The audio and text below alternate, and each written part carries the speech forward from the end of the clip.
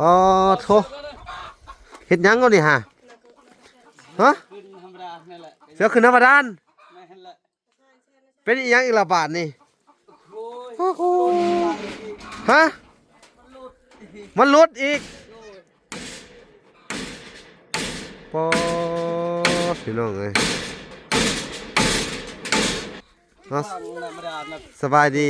สบายดีมาบาดานเจ้านี่เป็นอะไรอีกน้ำมันเลิกไปเลิกเกินไปนะมันหนักเวลารูปมันหนักมันหักไปเลยมันหนักมันเลิกโดยปานน่ะว่าใส่ของแท้โดยดีขึ้นว่าซั่นของแท้ก็หักของแท้ก็หักว้ายปอหมูมีน้ำฮดโดยเฮ็ดได้ล่ะบัดนี้บ่เฮ็ดก็ยังบ่ได้เฮ็ดบ่ได้โดยพี่บ่นี่เรื่องได้แต่ว่าอธิบายเจ้าเฮ็ดได้เนี่ยเอาว่าความหักเนาะอีหยังมันหักมันหักบ่มันหักทอน้อยขอน้อยมันหักมันหักทอน้อยเขาก็ดึงก็ขึ้นก็เขาตัดทอใหญ่น่ะมันรูดที่มือรูดตัวมือลงไปอีกรูดที่มือลงไปก็เขาไปทางก็ลงก็คิดว่าอยากได้ทางมือทางก็บ่ได้ทางใดก็บ่ได้โดยทอใหญ่ตกลงไปเฮ็ดได้ก็บ่ได้แล้วมีหยังตกลงไปอีกเนี่ยฮะอันนี้ก็ตกลงไอ้อันยังตกไม่อีกตกเขาเสียบใส่นะมันตึกแล้วเขาดึงมาขึ้นนะมันตกอีกตกกะคาไม้โอ้พี่น้องเอ้ยสรุปแล้วนี่คือน้ำบาดาลเจ้านี่เที่ยวแต่ฮักและแป้งเอาโดยแป้งเองอีกโดยบริหารชาวบ้านมาแป้งซอยบ่แล้วเฮ็ดแป้งเองแหละแป้งบ่ถูกทางบัดนี้แป้งบ่ถูกวิธีเฮ็ดให้ไหม้หลุดลงไปน้ำอีกโดยจบเกมพี่น้องเอ้ยตายห่าแล้วทีนี้โอ้ยพี่น้องเอ้ยแย่แล้วบาดนี้เนาะจะเอายางอันนี้หัดนี่แม่นแหละอ๋อยางติวนี่ใส่ตัวนี้ก็จนหมดดับเลยเป็นยังบ่ได้เฮ็ดจักมือแล้วนี่ฮะ 2-3 มือแล้วเฮ็ดตั้งแต่เวลาเขามามือดองพูนแล้วฮักแม่นแหละจนเฮากับมือจนหัวใจมันจะแตกแหละเป็นอะไรทุกเองแหละแบบนี้โอ้ยพี่น้องเอ้ยเสียแต่ละระบาดนี่คือเบิดซิดเลยน้ำบาดาลบ่อนี่พี่น้องเอ้ยปอดซองก็บ่เห็นแหละมันเลิก40 เมตรพี่น้องเลย42 เมตร42 เมตรแล้วบัดนี้ชาวบ้านกับมาเอาขึ้นสวนเจ้าอยู่บ่นี่มาขึ้นซอยก็เขาว่าเฮ็ดบ่ได้ยอมแหละเบิดมือเบิดเว้นเลยโดยแย่แล้วพี่น้องเอ้ยเฮ็ดน้ำมันานนี่ก็ไปแป้งซอยก็ว่ายอมแหละบ่ได้แหละยอมเลยสร้างเจ้านี่มันเลิกก็ว่ามันเลิกเกินแย่แล้วพี่น้องไอ้บ้านไอ้หมื่นในที่สุดกาจบเกมพี่น้องเอ้ยดีใจจนดีใจแหละมึงช่วยเหลือกับเฮาดีใจจนภูมิใจในใจจน100%เลยความมั่นใจว่าสิได้น้ำใช้โดยว่าสิได้น้ำสางตัวนี้คนสุดท้ายมาและเฮาคนสุดท้ายมาสุดท้ายมันเป็นแบบนี้กูเฮาจนใจนี่มันจะแตกครับโอ้ยความเสียดายน้ำสาง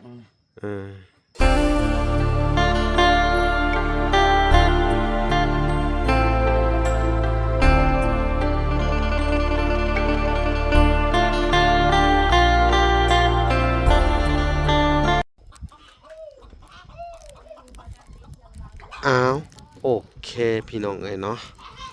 กราบสบายดีพ่อแม่พี่น้องเบิดสู่คู่สู่คนพี่น้องเอ้ยเนาะก็ยินดีเข้าสู่ช่อง YouTube เบาหลาสายบุญคุณธรรมคือเก่าพี่น้องเอ้ยเส้นเก่าเส้นเคยพี่น้องทักทายสบายดี FC ทางฝั่งไทยและ FC ทางฝั่งลาวและ FC ทางต่างประเทศพี่น้องเอ้ยเนาะที่รับชมเบาหลาอยู่เนาะมื้อนี้ก็ป๊อดพี่น้องเอ้ยท้องฟ้าแจ่มใสดีเนาะพี่น้องเอ้ยมีสายลมเข้ามาเบาๆหน่อยพี่น้องเอ้ยปีนี้ก็แห้งแล้งคักพี่น้องเอ้ยเบิ่งดูท้องฟ้าโธ่เนาะมื้อนี้เฮาก็มาอยู่ในเฮือนไอ้หมื่นพี่น้องเอ้ยฮะเวลาก็ได้ซื้อยาหยอดตามาให้เพิ่นเนาะเพิ่นสั่งมาเนาะถ้าไอ้หมื่นเพิ่นเจ็บตาเนาะแล้วก็ซื้อมาให้เพิ่นพี่น้องเอ้ยบ่ฮู้ว่าเพิ่นอยู่เฮือนหรือบ่มื้อนี้พุ่นเข้ามาก็เห็นเพิ่นพากันเฮ็ดอาหารกินพี่น้องเอ้ยเมนูเดิมๆเนาะปอคือเก่า โอ้แกงหน่อไม้เออเอาสบายดี สบายดี เออสบายดีแม่ครัวบ่ตัวนี้ฮะโอ้เฮ็ดหยังน่ะฮะเออสบายดี เออพากันเอาหยังผูกเป้นะฮะหุ่นอันนั้นก็กินนมพี่น้องเอ้ยอ๋อโธ่เฮ็ดหยังก็นี่ฮะฮะ ขึ้นธรรมดานั่นแหละ เสือขึ้นธรรมดาน แม่นแหละ เป็นอีหยังอีกละบาทนี่ โอ้ย โอ้โหฮะมันหลุดอีกปอพี่น้องเอ้ย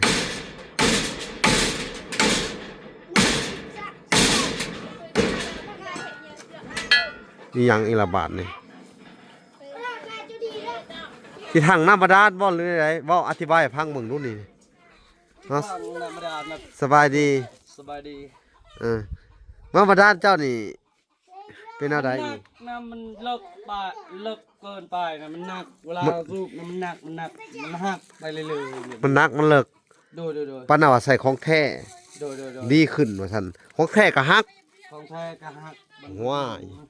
ปอ เมื่ ด อยเลย ต้นหมักแตงเนาะ แม่นเลย งามมาลี แท้ออกเลย แห่ออกเลย มีน้ หมูมีน้ำฮด ำโดย เออเฮ็ดได้ล่ะบัดนี้ บ่ก็เฮ็ดก็ยังบ่ได้ เฮ็ดบ่ได้ โดย พี่บ่นี่เรื่องได้แต่ว่าอธิบายเจ้าเฮ็ดได้เนี่ยเอาว่าคนฟังดูอีหยังมันฮัก มันหักบ่มันหักทอน้อย ขอน้อยมันฮัก มันหักทอน้อยเขาก็ดึงก็ขึ้นก็เขาตัดทอใหญ่นะมันลูดติมือ ลูดตัวมือลงไปอีก ลูดติมือลงไปก็เขาไปทางอารมณ์ก็คิดว่าอยากได้ทางมือทางก็บ่ได้ทางนั้นก็บ่ได้ บ่ได้ โดย ทอใหญ่หาตกลงไปเฮ็ดได้ก็บ่ได้ บ่ได้ แล้วมีหยังตกลงไปอีกแน่นี่ฮะ อันนี้ก็ตกลงไอ้ อันหยังตก ไม่ ลงไป อีกตก โอ้ เอาเสียบใส่นะมันตึกแล้วเขาดึงก็ขึ้นนะมันตกอีกตกกะคาใหม่ โอ้พี่น้องเอ้ยสรุปแล้วนี่คือน้ำบาดาลเจ้านี่เที่ยวแต่ฮักแล้วแป้งเอา โดย แป้งเองอีก โดย บ่ได้หาชาวบ้านมาแป้งซอยบ่ บ่ แล้วเฮ็ดแป้งเองแหละแป้งบ่ถูกทางบัดนี้ แม่นแหละ แป้งบ่ถูกวิธี แม่ เฮ็ดให้ไหม้หลุดลงไปน้ำอีก โดย จบเกมพี่น้องเอ้ยตายห่าแล้วทีนี้โอ้ยพี่น้องเอ้ยแย่แล้วบาดนี้เนาะ แม่น สิเฮ็ดได้ต่อบาทนี่ถ้าไม้ตกลงไปก็เสร็จแล้วพี่น้องเอ้ย แม่น ไปเฮ็ดแนวใดอันนี้พี่น้อง มันรูดตะกะติวเฮาหัดตะกะติว เอ้า ว่ามันแน่นกึดว่ามันแน่น เอายางอันนี้หัดนี่ แม่นแหละ อ๋อย างตะกะติวนี่ใส่ตัวนี้ก็จนหมดดับเลย อื เป็นยังบ่ได้ เฮ็ดจักมือแล้วนี่ฮะ 2-3 มือแล้วเฮ็ด โอ้ มือเฮ็ดล้ว ตั้งแต่เวลาเขามามือดองพูนแล้วก็ฮัก แม่นแหละจนเฮากับ โอ้ มือจนหัวใจมันจะแตกแหละ เป็นอะไร ฮ็ดทุกข์เองแหละบัดนี้ โอ้ยพี่น้องเอ้ยเสียแต่ละบาทนี่คือเบิดซิดเลยน้ำบาดาลบ่อนี่พี่น้องเอ้ยปอด 12ก็บ่เห็นแหละ มันเลิก40 เมตรพี่น้องเลย 12 เมตร 42 เมตรบ้านนี้ สูบก็หัน ท่อหลุดลงไป สูบก็คำว่าอันนี้ก็เฮาสูบก็ยังบ่ จะสูบเองเจ้าก็ยังฮัก ยังหักหันลูกเฮาสูบก็ว่า มันบ่ดีลูกสูบไอ้เฮาเองสูบก็ยังมันขาด เออพี่น้องเอ้ยสรุปแล้วคือน้ำบาดาลบ่อนี่ถ้าเอาไม้ขึ้นบ่ได้นี่คือเบิดซิดเลยเนาะ แม่นแหละ แป้งบ่ได้ต่อ แปลงบ่ได้ พี่น้องเอ้ยความเลิกของมันนี่ จะถังไม้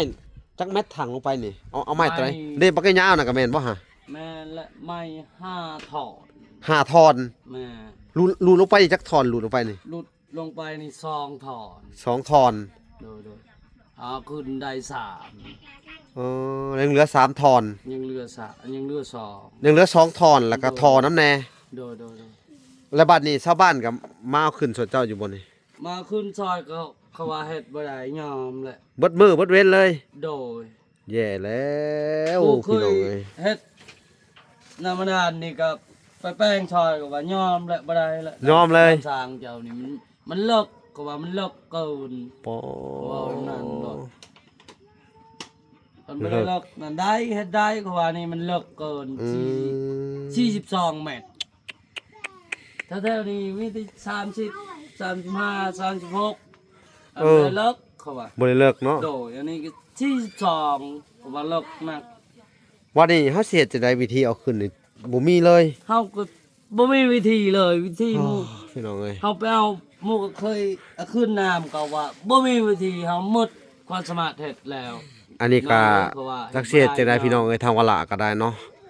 คือบุญไอ้หมื่นนี่ตั้งบ่มีเลยพี่น้องเอ้ย โดย บ่มีบุญวาสนาเลยเฮาเบิ่งตั้งแต่ทางน้ามานี่ แม่นแหละ ได้ใช้บ่เต็มหมักเต็มหน่วยเนาะ โดย ของคนอื่นเขาคือบ่เห็นเป็นล่ะไอ้หมื่น ก็บ่จัก ฮะ เรื่องมันมีนั้นก็ว่าบ่ได้เลิกก็ว่า20กว่าเม็ด มันมี20กว่าเม็ดเนาะ โดย แล้วก็ แม่ยายแม่ไทยก็20กว่าเม็ด 20กว่าเม็ดเนาะ แม่ แต่ของเจ้านี่มัน40ทบครึ่งแล้วเนาะ โดยแม่นแหละ มันก็เลยเฮ็ดเวลาการสูบพี่น้องเอ้ยพอมันยาวแหละมันหักบ่ได้บ่หนึ่งเนาะ เวลาน้ำน่ะมันเข้าในท่อหน่อยนะมันเข้าเอาก็สูบมันนัก เอ หนักๆก็ อ มันคาดหนักมันคาดมันเข้าไปเรื่อยๆนั่นนะ ตามหลักแล้วต้องใช้แป๊บเล็กผู้ใดพี่น้องเนาะ โดยแม่นแหละ แป๊บเล็กหมุนลงไป ตัว ขึ้น นั้น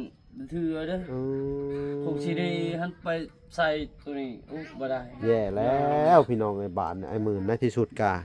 จบเกมพี่น้องไอ้ ก็ดีใจจนว้าสุดดีใจแหละหมู่ช่วยเหลือกับเฮาดีใจจนภูมิใจในใจจน100%เลยความมั่นใจ ว่าสิได้น้ำใช้ โดยว่าสิได้นำสร้างตัวนี้ คนสุดท้ายมา บุญจะตกและเฮาพุ่น คนสุดท้ายมา อันนี้เป็นครั้งสุดท้ายมันเป็นแบบนี้โอ้โหเฮาจนใจนี่มันจะแตกค่ะ โอ้ย ความเสียดายนำสร้าง เออ เมื่อยแล้วเฮาเฮ็ด2-3มื้อแล้วจนพวกไอ้น้องเว้ากันมีแต่เขาเว้าหัวกันนี่ก็เฮาก็บ่สนเลย เขาว่าจังได๋นะ เอาเว้ากันเว้าหัวกันหยอกกันแล้วก็ว่า เจ้าบ่เจ้าไปอยากม่วนในใจบ่ข่อยว่าบ่ม่วนข่อยนำสร้างก็ตกบ่ม่วนในใจครับบ่แม่นเขาสิเฮาหายหมู่บ่แม่นเฮาบ่ได้หายหรอกเฮาบ่ม่วนนี่แหละ หมู่ม่วนมันเอาขึ้นอันนี้บ่ได้เนาะ โดยแม่นแหละ ได้น้ำแต่ว่าได้ใช้บ่เต็มหมักเต็มผ โด ล ยแม่นละ บ่อนี่ชาวบ้านจะว่าเป็นบ่อผีเนาะเฮ็ดอันหนึงก็บ่ได้เนาะ โดยเฮ็ดบ่ได้ยอม อ่ะเขาสูบบัดเดียวก็ฮักพี่น้องขนาด โดย ใส่ของแท้แล้วสิเฮ็ดได้พุ่น โดย พี่น้องเอาเวลาก็ให้คนเอาถอของแท้มาให้ โดย ก็บ่ได้อีกเบิดเท่านั้นแหละ โดย แย่เลย จบเกมพี่น้องเอ้ยคือว่าบ่มีน้ำใช้แล้วเนาะ แม่นละบ่ อ่อนเลยพี่น้องเอ้ยโอ้ เอ้ยหันไปได้ต่อไผอีกก็เฮาก็บ่หานกาสิเอาอีกยานทุกข์อีก อืม บ่กล้าเอาแหละหันใด สิเฮ็ดได้บัด เอาแบบนี้แล้วมันเป็นแบบนี้เฮาก็เฮ็ดให้พวกเขาช่วยเหลือแม่ตู้ช่วยเหลือนั่นเฮ็ดให้ถูกเฮ็ดให้แม่ตู้ถูกบ่แม่นเฮาถูก อืม เฮ็ดให้แม่ตู้ถูกมันแบบนี้ แม่นเลย เฮาก็จนโอ้นอนก็บ่อยากหลับ นะ แม่นแหละ โอ้ยพี่น้องเอ้ยจักสิเฮ็ดจะได้เนาะอุบัติเหตุนี่เกิดขึ้นได้เสมอพี่น้องเอ้ย โดย แต่ว่ามื้อหน้ามื้อที่เฮ็ดเฮ็ดคนเดียวเลย โดย ก็เลยบ่ได้ปรึกษาเนาะ ไปขอหมู่เลยหมุงเฮือนเอาว่า เจ้าเฮ็ดก่อนไปจังได๋ค่อยมาค่อยก็เฮ็ดก่อนตามเขาบอกนั้น อืม เฮ็ดก่อนก็เลยก็ไปหลุดตัวนี้ อื ก็เฮา ม โอ้เมื่อยเลยมัน เสียใจเด้พี่น้องเอ้ย เข้ามาไป เสียแต่หลายบาทนี่ ได้เลยย่างไปย่างทันได้ไปขอเป๊ปน้ำมันอยู่บ้านอีกไปขอยาวประมาณได้10 เมตรถอลงอีกเอาลงก็เอาขึ้นก็บ่ได้เฮ็ดอะไรก็บ่ได้ประมาณแต่12 โมงเฮาเฮ็ด อื จน ม ฮอด6 โมงแรงก็ยังบ่ได้เขาว่ายอม มันถึงปลายมันอยู่บ่ ถือป้ายแล้วมันบ่จับ แบบเวลาเฮาเอาลงนั่นมันเข้าเวลา หรือ เขา ลองวิธีนี่ลองเบิ่งบ่ วิธีได้ เผื่อเป็นไปได้คือว่าแล้วเนาะเสียจังได๋ดีพี่น้องเอ้ยลองใช้เชือกแบบว่าสำได้สำหนึ่งนี่ลงไปเนาะแล้วก็หมุนไม้กิ้วนี่ ฟังเขาสิว่า ฮะ เวลาเฮาซบใส่ท่อน้ำทึกใหม่นี่ใหม่แบบนี้นี่มันทึกซึ่งสุนี่ แต่มันมอน ทอดนี่มันเท็ดตึงรถมันบ่ลงอีกมันบ่ลงนะเฮาก็ดึงขึ้นแบบมันบ่ขึ้นเลย แบบมันหนักเกินไป อืม แบบนั้นนะ แล้วก็หลุดออกจากอีก มีแต่มันหลุดออกแบบนี้แหละ เอาไปสิซะบ่ไอ้หมื่นเฮาสิว่าเจ้าเนาะให้เจ้าพัง ลองไปซื้อกาวมาบ่แล้วท่าใส่หูใส่ท่อนะถ้าทั้งเข้าปึ๊บเลยเนาะทั้งเข้าปึ๊บแล้วแหละบ่ให้เจ้าดึงให้มันแห้งกาวแห้งจังดึงขึ้นมาได้บ่ฮะได้บ่จะลองเฮ็ดใหม่ที จะ ไปเอากาวติดไม้มาแล้วก็ท่าใส่ป้ายตัวนั้นน่ะเนาะให้เจ้าทั้งลงแน่นๆถ้ามันถึกแล้วทั้งลงไปเลยให้มันจูบเข้ากันเลยบาดนี้ให้มันแห้งเจ้าจะมาดึงนี่ได้บ่ พี่จัก ลองวิธีใหม่เนาะ โดย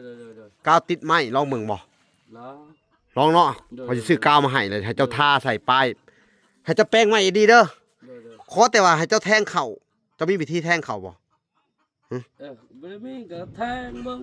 แทงไปเรื่อยๆเนาะ โดยหันมันถึกนั่นก็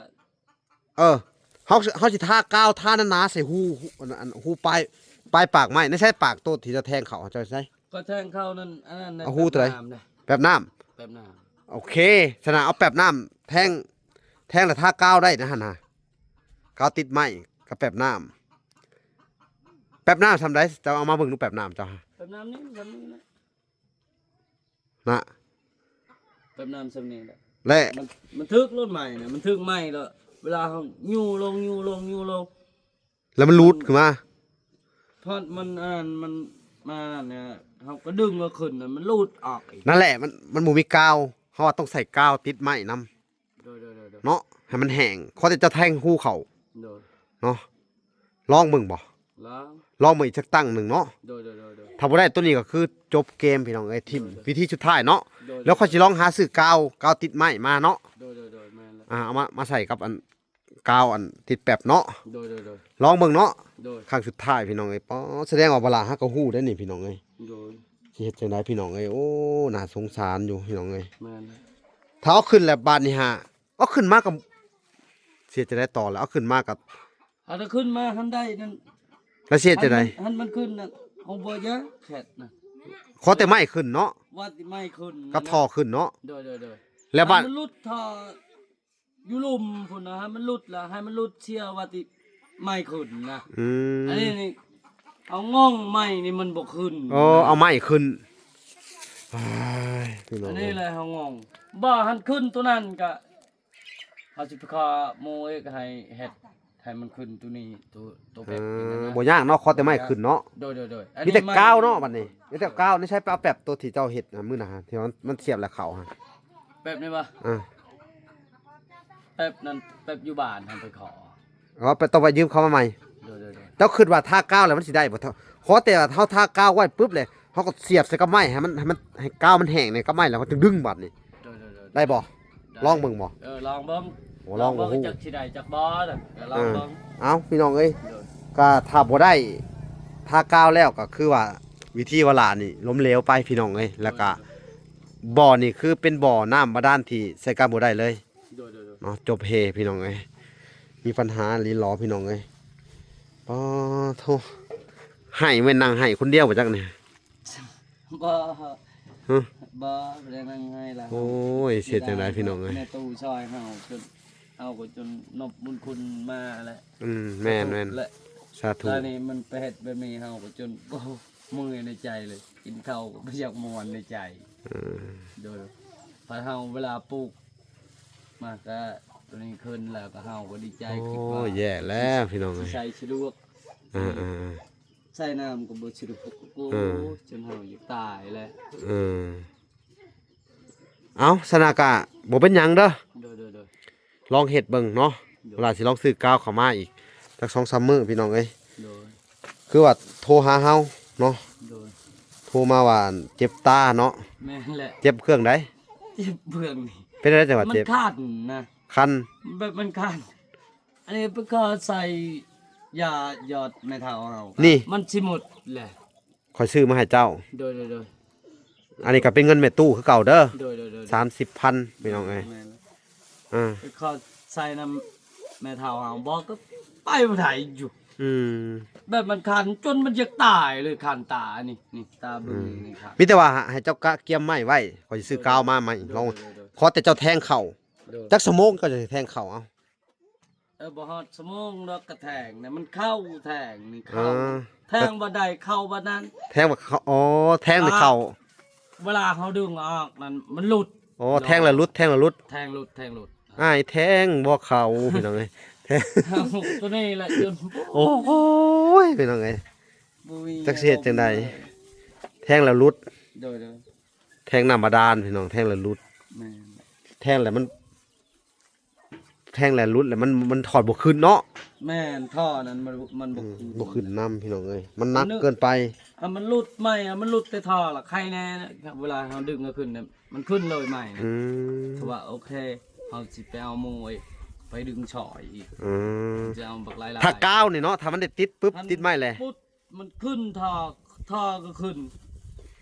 เอาวิธีใหม่อีกเอาอีกวิธีแบบนี้ วิธีแบบนี้มันเขาเคยผ่านแล้ว เอาลองเบิ่งก่อนเนาะ โดย เพื่อเว้ากันจะได้กระสู่ไปก่อนเด้อ โดย พี่น้องเอ้ยตั้งแต่ว่าเจาะน้ำมาเนี่ยพี่น้องเอ้ยบ่อนี่จักมันเป็นหยังมันมีแนวหาสิงบ่หรือใดๆบ่อคนอื่นก็คือว่าได้หากคือว่าแล้วมันเลิกเกินไปเนาะ แม่นแหละ เลิกก็ว่าแม่นพี่น้องเอ้ยบ่อนไอ้หมื่นมันโนนสูงเกินไปพี่น้องเอ้ยนี่ โดย นี่พี่น้องเอ้ยทางน้ำมันต่ำทางเงินไปเท่าไทยอยู่ทางหน้าพี่น้องเอ้ยมันต่ำลงเลยนี่ น้ำมัน นี่ มันบ่ได้หรอก น้ำบ่ได้เลิกอีกทางหน้าพี่น้องเอ้ย บอกกระบอนชูงนี่แหละกระน้ำบ่ได้หรอกเขาว่า แม่น เอ้ยบอนชูงแห้งหรอกน้ำ บ้าเลยบ่อนสูงมันกับอันน่ะบ่มีน้ำตัวบ่อนต่ำเลยแห้งน้ำหลาย ก็จักแหละนี่เด้นี่ตัวนี้เข้าใจยังได้หลายน้ำนี่ น่ะอ๋อพี่น้องในบ้านนี่จักสิเฮ็ดจังไดหุ่นทั้งเมียเพิ่นก็เฮ็ดอยู่เฮ็ดกินอยู่ แม่นแหละเจาะตะกร้าบางตรงๆเด้อ เอ้าโอเคเด้อ โดย เวลาก็สิได้เข้าไปติดตามทางอันเอ้อยบุญมีต่อตั้งแต่เพิ่นขึ้นเฮือนมาก็ยังบ่ทันได้ขึ้นไปติดตามเพิ่นเบิ่งก่อนเด้อ โดย เอ้าพี่น้องเอ้ย ใกล้สิมากแล้วมักแตกมันนี่ เออปลูกต่อไปเฮ็ดอดเอาหมกพริกบ่น่ะฮะ บักพริกแล้ว อ๋อลงบักพริกก็เลย มีน้ำหมดแล้ว บ่มีน้ำหดเลย จะได้ โอ้ยพี่น้องเอ้ยลำบากลำบนไอ้หมื่นนี่ช่วยซ้ำช่วยซ้อนเนาะ โดย มีแต่แนวช่วยๆเนาะ แม่น อ่ะพี่น้องเอ้ยอดเอาเด้อ โดย ในเรื่องของรถไถก็อดเอา โดย เนาะเวลาก็อันน่ะเอางบประมาณของทางอันอ้ายเพิ่นอยู่ทางอันฝรั่งเศสแล้วก็แม่ตู้รวมเข้ากันแหละเด้อ โดย ก็พอดีเป็น14ล้านกว่าเนาะ14ล้านกว่าๆเกือบ15ล้านเนาะ โดย แต่ถ้าผู้ใดอยากเพิ่มเติมเข้ามาอีกพี่น้องเอ้ยเรื่องของรถไถกาวาลากะสิหาเบิ่งในราคา17 18นี่แหละเนาะ โดย แต่ว่า17 18บางคันเขาขาย18,000พี่น้องเอ้ย โดย เอ้ย17 18ล้าน แต่ว่าบ่มีอันค่าไถก็คือเก่าอีกเนาะ โดย รวมแล้วก็ซื้อทั้งค่าทั้งไถทั้งอันชุดลงต้มอิหยังมันก็สิถึกเป็น20ล้านคือเก่า โดย 21ล้านเนาะ โดย ถ้า21ล้านไปเบิ่งคันนั่นอยู่ในหันเนาะ โดย ในบ่อนที่เวลาพาไปเบิ่งมื้อน่ะประมาณมันมีอยู่21ล้านคันหนึ่งเนาะ โดย เฮาไปเอาตัวน่ะพร้อมสุดไถนาพร้อมเฮือนพร้อมหยังมันมาเลยเนาะ โดยบอลเฮาเว้ากันก็มี อืม ก็20ล้านเขาว่า20ล้านประมาณ19บ่ได้ว่า18 เออไปต่อเขา ว่า เขามีทางพร้อมเบิดเนาะตัวนี้ ตัวนี้มันบ่มีทางมีนี่ตีนยางก็มี ตีเล็กก็มี ตีนเล็กก็มี คาด ขาดก็มี ไถก็มี มีบ่มีนี่บ่มีตีนหลัง โอ้ เขา อะ ว่าต่อรองได้ อัน เบอร์นั้นค่อยเอาแล้วเบอร์ อยู่บ้านได้ตัวนี้ฮะ เขาว่าอยู่นี่เมุงสน ไปเบิ่งบ่ ไปเบิ่ง ไปเบิ่งก็ไป ไปเบิ่งก็ค่อยสิเอาเบอร์ก็เจ้าต่อรองกัน เออ ให้เจ้าต่อรองค่อยก็ เออ ดังนั้นค่อยก็ไปนำเจ้าก็ บ้านนี้ฮะเฮาซื้อสำงบเฮามีเด้อไอ้หมื่นเด้อ โดยเขาว่า ได้สำได้ก็เอาเพิ่นให้เพิ่นทานมาเลย เขาบอกแล้วหลอด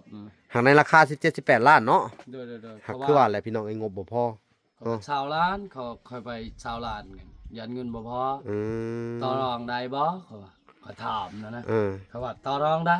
อ๋อ เขาว่าจากมือแล้วจะลงได้ว่าเดือนช่องเดือนบ่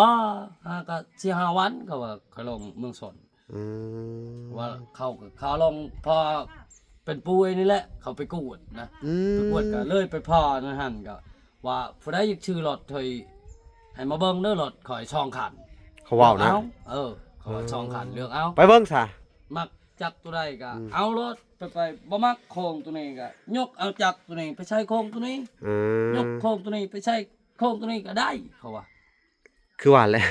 สิพาไปเบิ่งก็งบบ่พอพี่น้องเอ้ย แม่น หาก็ได้15ล้านไว้ซั่นซะ โดย เนาะงบ2อันพ่อๆแม่ๆเพิ่นช่อยเนาะทั้งเอื้อยทั้งอ้ายแล้วก็แม่เพิ่นช่อยหาได้15ล้านยังขาดอีกประมาณ5ล้านกับซาวเนาะ โดย 5ล้านมันก็สิถึงอยู่250เหรียญพี่น้องเอ้ยเนาะ โดย อ่ะกดเอาก่อนเด้อซะเด้อ โดย จนกว่าเฮาสิมีแต่ว่าเฮาซื้อสำงบเฮามีเนาะไอ้หมื่นเนาะแต่ว่าราคาพี่น้องเอ้ยรถไทยนี่สิอธิบายให้ทุกคนฟังเนาะ โดย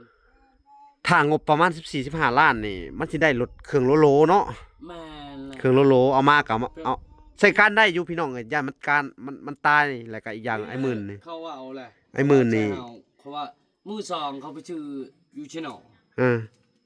ไม่มือสองไม่ทำเจ้าอันนั้นก็ว่ามักบ่ไอ้มือตัวนี้ตัวใหม่นี่ เออ สำนันแหละใหม่ เออ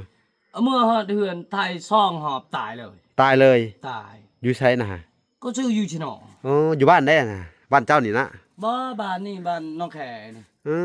ตายเลย ตาย แล้วเฮ็ดได้ต่อทิมอีก โดยเขา เอาเลย ชื่อ40ปลายล้าน ว้า